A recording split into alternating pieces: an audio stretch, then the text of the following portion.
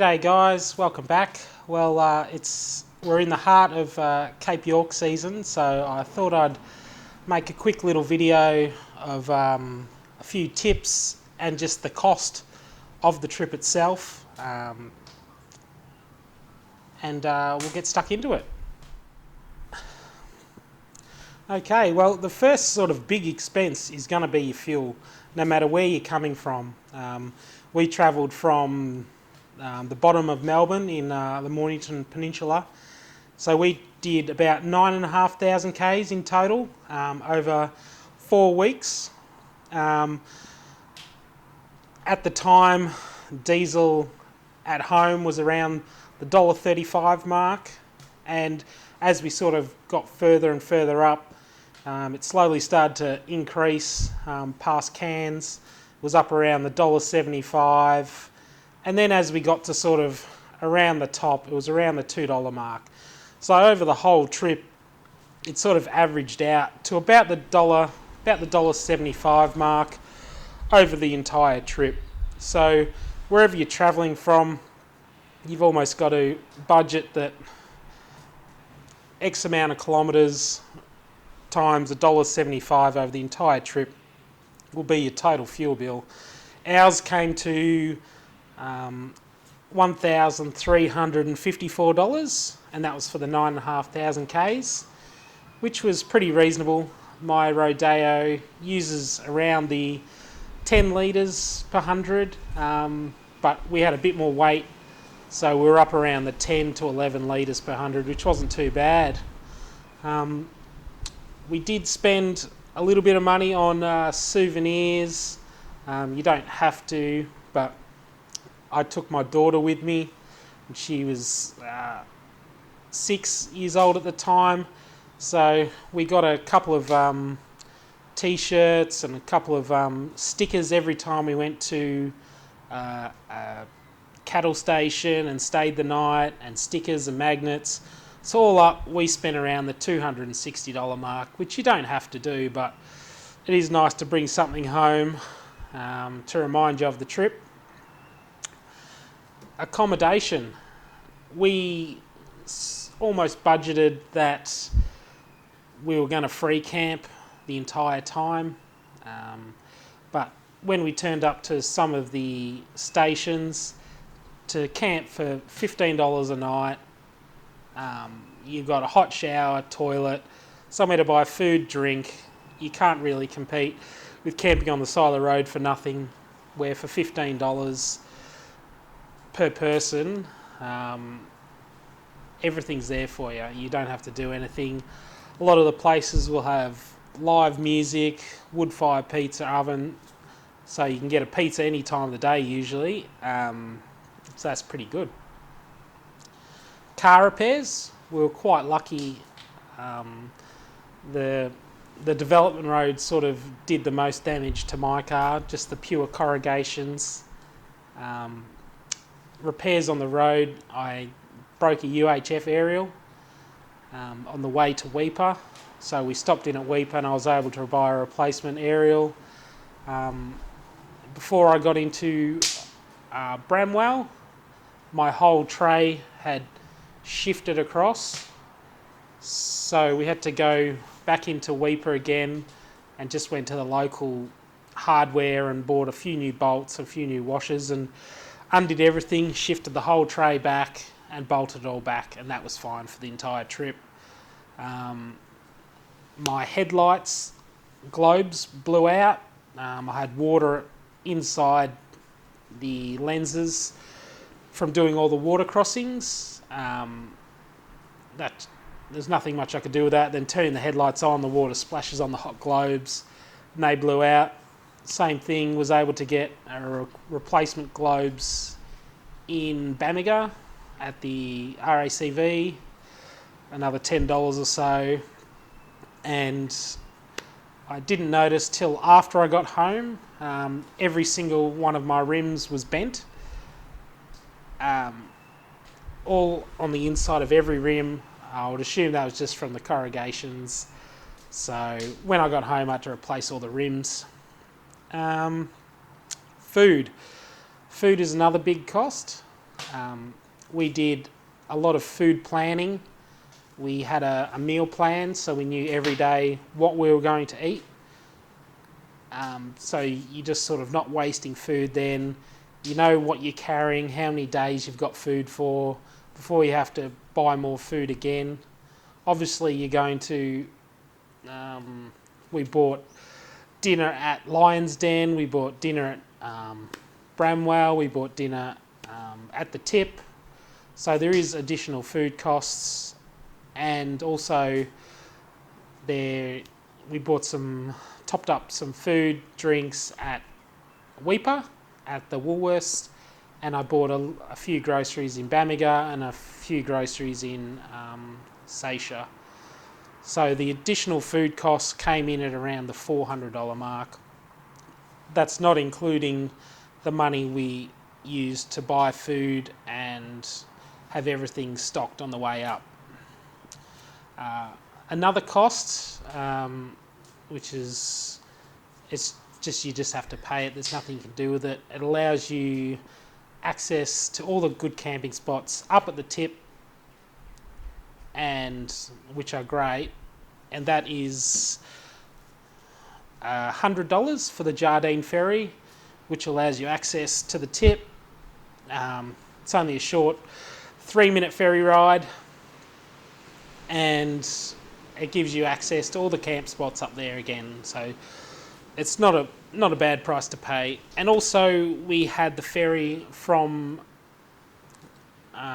entering the Daintree, and that was $14. So that was not really that much at all. And again, another 3-minute ferry ride.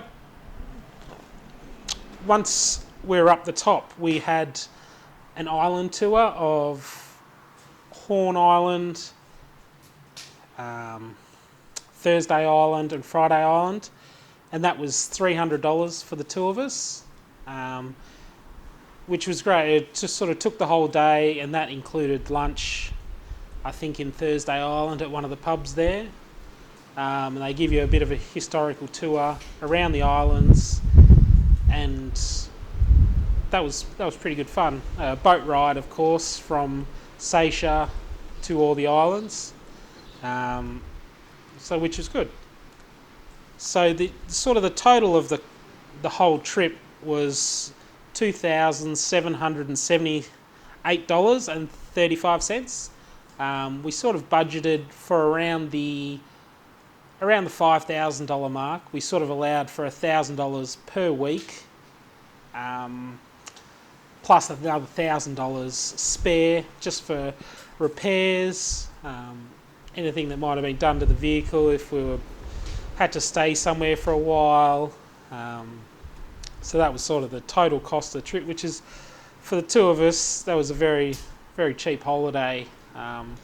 Obviously, this budget cost isn't going to suit everyone. People have different vehicles, different fuel usages, 5-6 kids, camper trailers. This is just sort of what it costs for us. So I give you a rough guideline on what to expect on the trip.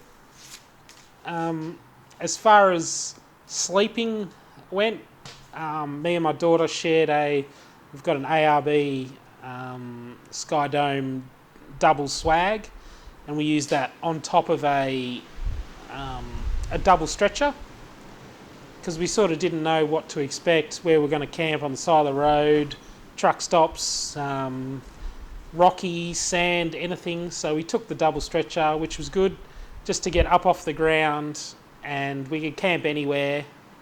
The other people I was travelling with had a rooftop tent, and the other people had a troop carrier, and they were sleeping inside of it.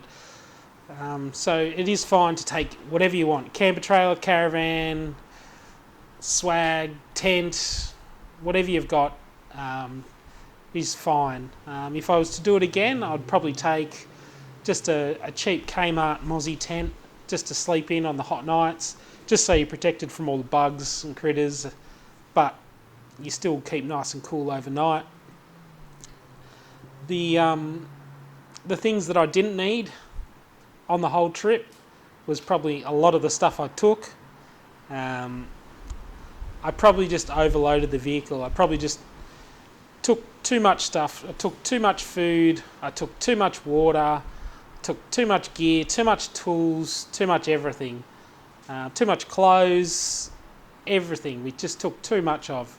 We sort of didn't know what to expect, so we just thought we'd throw everything in, but our cars were probably a bit overloaded. I took a portable shower, I took a portable toilet, but we didn't end up needing it. The stations, all that, so we had a hot shower pretty much every night. Toilets, we never had a problem with. The ranges between the two stations most of the time was plenty enough. We did have to do some remote camping where we did use the portable toilet a couple of times, but it wasn't really needed. Things I probably should have taken was the water crossings. We probably should have all taken car bras. We did sort of stuff things in front of the radiator, but a car bra sort of would have sort of kept most of the damage away. We had problems with my mate's car with sensors, so the engine light came on, we had to go back into Bamaga. I blew out my headlights. I scraped my fan from the inside from the force of the water hitting the fan and making it hit the radiator. It didn't puncture. Another mate, he had electrical stuff go wrong, so I think the car bra probably would have saved all of us from doing. So that's probably one thing I'd recommend you take if you're going to do the old tally track, is to bring yourself a car bra, because that'd make a big difference. The must-dos, I would recommend the Lion's Den, driving through the Daintree, Bramwell Station, get the banquet dinner and the music, live music, and he sort of goes through all the details about the station. It's a really great night there, probably one of the best nights we had on the tip. All the free camping up at the tip, Moody Head, we stayed there, that was a great night. But yeah, just go and do it. The tally track, of course. If you're going to go up there, you might as well do it, because it is a great thing. We spent roughly about 3 nights on the tally track, and all the river crossings and all the sand, mud, everything. I mean, we only had 31-inch tyres on all of our cars, and we made it through no worries. We only had to winch up Palm Creek. We got down Palm Creek all right, and then all 3 of us had to winch out. So other than that, we didn't use the winches for the whole trip. And yeah, we only had 31-inch tyres and no big lift kits or anything like that. So you don't really need top of the range vehicle to do it. As long as your car's reliable, well serviced, I'd be happy to take any car up there. Another one is, if you're going to go for the photo at the tip, get up nice and early. Go before 7 o'clock. We got up at around 6 and drove all the way to the tip from Punzen Bay, and we were the only ones there. We had the whole tip to ourselves for pretty much close to an hour. As we were coming back, which was around about the 7:30 mark, probably close to 16 cars and 2 buses turned up. So there was probably close to about 60 people that were going to the tip after we had left. So if you want to have some time at the tip for yourself and get some good photos, go first thing in the morning before everyone else is up and about. Next one is food. We made a food plan, of course, which made a big difference. Sort of, we didn't waste any money on food, and we had all the meals set out, so you know when you rock up to camp, you know what you're having for dinner. You have it all ready out. You get all the stuff out in the morning, so you know when you turn up to camp at dark, or in the middle of the day, you know what you're eating for dinner, and it's all ready for you to go. What I did was I cryovac all my meals.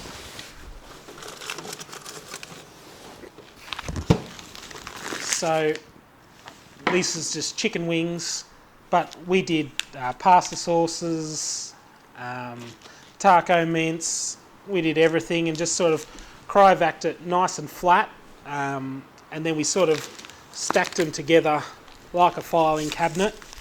And then around 4 o'clock every day, whether you're driving or you pull up to campsite, all you do is you just sit that on your dash, and within a couple of hours that's ready to go for that meal. So we didn't have to buy that much food, which is sort of a good thing. The supermarkets, they are dearer. We got a little bit of food from Woolworths in Weipa, and they were sort of around, I would say 20 to 30% more than what your local supermarket is. So if you bought something for $2 at your local supermarket, up there it's probably around the $3 mark. So you don't want to spend too much money there. And then as you get up to the top into Bamaga and Seisha, it's more expensive again, sort of around the double to triple the price. It could be like $6 or $7 for a packet of Pringles or something like that. So if you do want to save a bit of money on food, I would recommend you sort of stock up before you go and have yourself a meal plan. And yeah, that's about it. If you have any questions, just leave them down below in the comments.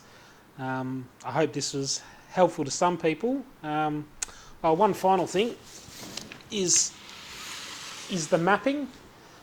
We sort of gave ourselves a rough guideline of how long it would take us. We sort of allowed 2 weeks from home to the tip and then 2 weeks back. So we sort of spaced it all out to give us an even amount of time and a good break in between. But I recommend getting the HEMA book on Cape York. It's got all the trips and tips and tricks. All the maps are all in the back. All drive tours. All your information is in this book. It's a really good book to have, and it's only $30 or $40 at your local bookshop. Also, we took just the paper map. Again, you can't fail with that. Everything's there, super detailed.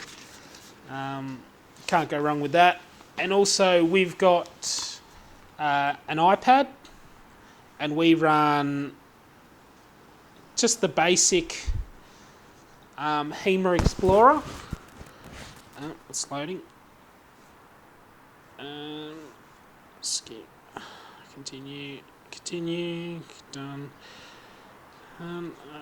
So we've just got the basic HEMA Explorer. I think it's $29 on iTunes, which was perfect. It just gave us a dot. We always knew where we were. Then we could refer back to the paper maps, and we always knew where we were. We never got lost. So it is a really good tool to have, even if you just want to put it on your phone for $30. It's pretty cheap insurance. And also, one final thing is, if you don't already, go get yourself RACV Total Care. I think it's just over maybe $230, depending on where you live, and it's just cheap insurance. We had a breakdown at the Jardine Ferry, and sort of within 2 or 3 hours we were on our way, and they didn't have to pay for any labour or anything. Mate had to put a new battery in his troopy, so all he had to do was pay for the battery. But got on the phone, someone came out, checked it, got a new battery, put it in, and off we were. So if you are for $230, it's pretty cheap insurance, so make sure you get that. Alright guys, thanks for watching. I hope it helped someone out, and stay tuned for the next video. Okay, bye.